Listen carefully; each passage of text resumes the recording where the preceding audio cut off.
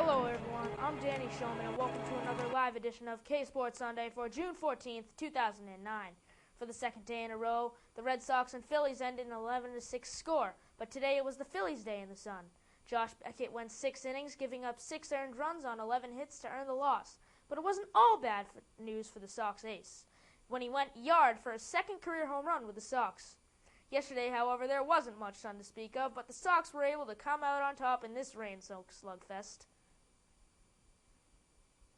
The Sox get scoring early as Ryan Howard fumbles the pickoff attempt and Ellsbury comes home.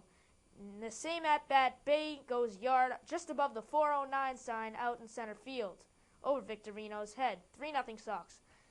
Dice K gets some defensive help from Julio Lugo getting a sharp line drive as a catch, and that's going to be some help for the Sox. And a rain delay comes in, an hour and 35 minutes. The Phillies come back with some power as Ibanez goes yard for his 22nd of the year. Now, Julio Lugo had a great game with 4 hits going up the middle, and Ellsbury helping out with a home run as well to make it 11-6, and that would stay the same as the Red Sox go on to win by that same score. That was a good game last night. I hope you caught it. Friday night, the NHL etched a few more names onto Lord Stanley's Cup as Sidney Crosby and the Pittsburgh Penguins took Game 7 of the Stanley Cup Finals with a 2-1 victory over the defending champs, Detroit Red Wings. This is the Penguins' first title since 1992, when the team was led by now owner Mario Lemieux. The McDonald's LPGA Championship finished up today with Anna Nordquist taking the title. 19-year-old Michelle Wie finished in 33rd place, but take a look at this right here. Wie has an 8-iron on 157 par and 157 par 3, and this one is in the hole. 33rd place or not, that's a great shot. UConn's head basketball coach Jim Calhoun is out of the hospital today, but will be nursing 5 broken ribs after the Braintree native hit a pothole while biking in his charity bike race. The 2-time national champion was still able to finish the race. No doubt we'll be seeing him back on the bench very soon.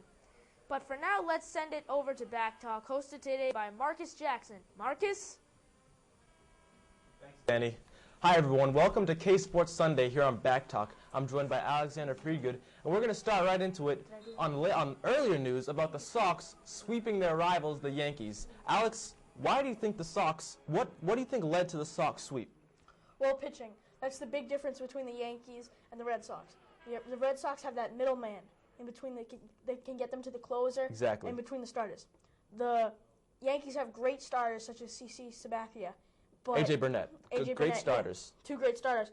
But they don't have that middleman, and then they have Mariano Rivera. Great closer. They have great talent in that bullpen, but they are missing that middleman. The Red Sox have that in Ramon Ramirez, for example, or Saito that they recently picked up. I mean, they have that bridge over to their closer, Jonathan Papelbon, from their starter.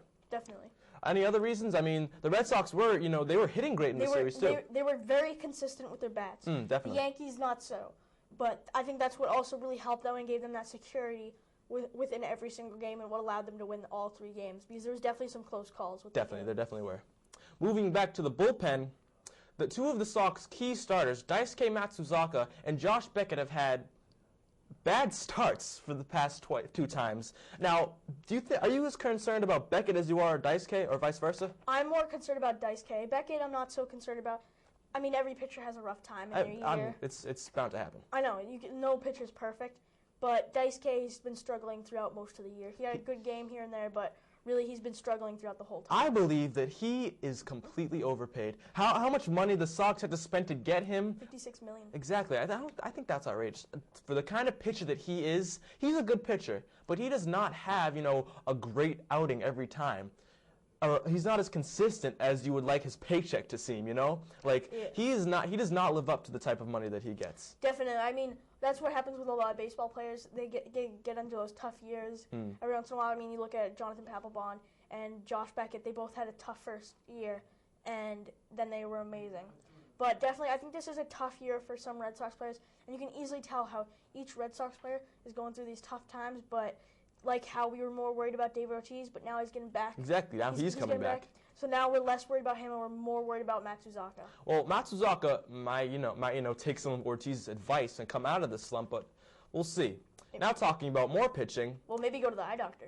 Maybe get some eye drops. Yeah. Now, the Red Sox rotation, that is probably the reason why they are first in the AL East, because their bullpen is amazing. Well, you mentioned Ramon Ramirez. Exactly. He's been on fire this whole year. And Beckett, he was great throughout the Phillies game today until the 7th inning when he let up 6 runs. That was probably just a matter of him fizzling out. I mean, he had a good outing up until then, but a lot of the time that's really what it is. It's just one bad inning. And Francona didn't pull him out early enough. Yeah, but the Red Sox rotation has been amazing with starters like Lester. Wakefield's had a good year. Yeah, he's the knuckleballer. He's had a good year. Yeah, last year was a little tough for him. And Beckett, and you just have good solid starters in that bullpen. Then you have the closer Jonathan Papelbon, who's been doing not as great as he was in previous years. I mean, last year he was on fire. He was on fire, and now he's doing much better now. Yeah. Okay, that's all that we have on our first segment of Back Talk. We're going to throw it over to a commentary on the Red Sox rotation by Alex Reamer. Alex? The Red Sox are now the team that we all expected them to be, which is a team that is carried by the strength of its pitching staff. The bullpen has always been there and continues to be there. Let's put it this way. When the last guy in your pen, Daniel Bard, throws 98 miles an hour with a nasty breaking ball, then you're doing fine. But the starting rotation is now officially the force we all thought it would be. Josh Beckett hasn't had a bad start, excluding the one he had today, Sunday, or even a mediocre start since April. John Lester has now had 3 starts in which he struck out 10 or more batters. And Tim Wakefield, he's doing all right, as he's second on the team in quality starts. But there's a quandary in the Red Sox rotation. John Smoltz's rehab stint is nearing its conclusion, and Smoltz is scheduled to make his next start this Thursday. But will that start be in Boston? Smoltz went 6 innings and allowed 4 runs in his last start on Friday. That's not dominating by any stretch. There's no guarantee that a 42-year-old John Smoltz will come back and pitch effectively at the big league level, which is why the Red Sox shouldn't dump pitching depth to make room for Smoltz. Brad Penny, the one who everybody wants to jettison out of town, shut out the Yankees his last time out and is giving you all that you could ask for. So why the rush to trade him for something that may not be valuable to the Red Sox? Daisuke Matsuzaka has had his struggles, but because of a no-trade clause and the fact that he's already been on the DL this year, there isn't much more besides riding him out that the Red Sox can do. The solution? Keep Smoltz in AAA for his next start, or 2, considering that the next term for him in the rotation would be when the Sox are in Atlanta, and Smoltz has made it known that he doesn't want to return against the Braves. This would buy you more time to sort things out by keeping Smoltz in AAA and do what you need to do. Because yes, something has to give to make room for Smoltz, but something doesn't have to give now. But pitching depth is beautiful, my friends, and the Red Sox have plenty of that. Because we'll be having this conversation all over again shortly as Clay Buchholz continues to dominate in Pawtucket. I'm Alex Reamer for YSA. All right, thanks, Alex. Back here on Back Talk, joined by our new guest, Danny Schulman. So we're going to get into it away from baseball, back to the finals. The Orlando Magic and the Los Angeles Lakers in a not exactly equal series. The Lakers hold a 3-1 lead going into tonight's Game 5, and it looks like the Lakers are about ready to call this one over. Definitely. This is not as exciting as the Lakers-Celtics series last year. Well, that was a rivalry for the ages. I know, that was a great series. Both those franchises combined for 10 finals matchups, and the Celtics taking 8, the Lakers taking 2. Yes. But yeah, I mean, this series was not all that it was hyped up to be. I mean, you thought it was going to be an epic battle with Dwight Howard, Kobe Bryant scoring and everything. Kobe Bryant's been there. Yeah, Kobe Bryant's he's been on fire. But Dwight Howard hasn't been there, and it's because the Lakers have been able to contain him, and he just hasn't stepped up. I mean, missing 6 free throws last game. And he's the leader of this team. I know, and he hasn't been making those shots that he needs to be. And the